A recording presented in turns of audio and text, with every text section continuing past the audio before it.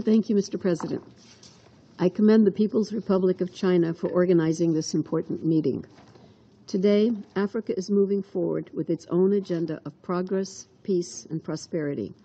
Across the continent, countries are growing and addressing complex structural challenges in line with the African Union's Agenda 2063.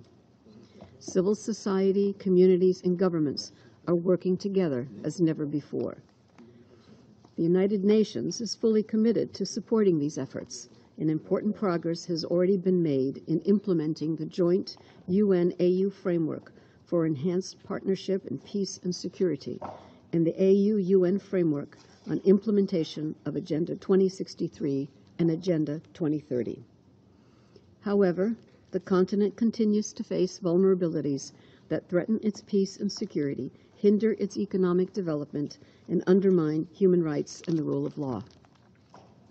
Mr. President, among those threats is that of terrorism and violent extremism, which continues to grow in various parts of the continent, despite our efforts to prevent and counter it at the national, regional, and international levels. Al-Shabaab continues to pose the most persistent threat to security in Somalia and East Africa, despite the intensified military operations against it in recent years. ISIL and al-Qaeda affiliates are collaborating with each other to undertake increasingly sophisticated attacks in West Africa, especially in Burkina Faso, Mali, and Niger. ISIL also continues to operate in Libya despite recent setbacks, and it is restructuring and empowering its affiliates in Eastern, Southern, and Central Africa. In the Sahel and the Lake Chad Basin, the Islamic State in the Greater Sahara, Boko Haram, and its splinter faction, the Islamic State's West Africa province, continue to terrorize local populations and attack security forces. I'd like to take this opportunity to remember the tens of thousands of African victims of terrorism and to express my solidarity with the affected governments and people.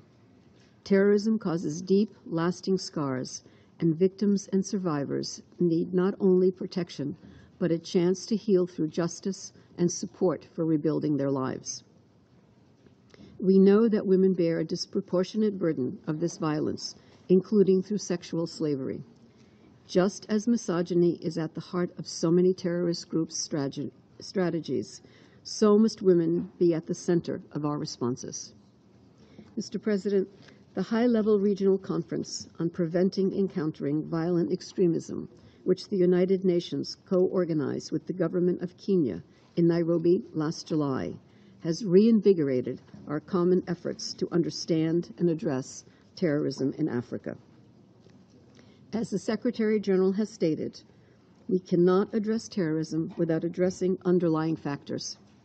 The threat of terrorism is often a consequence of development, humanitarian, human rights, and security challenges that terrorist groups seek to exploit. Security and military solutions are thus not sufficient.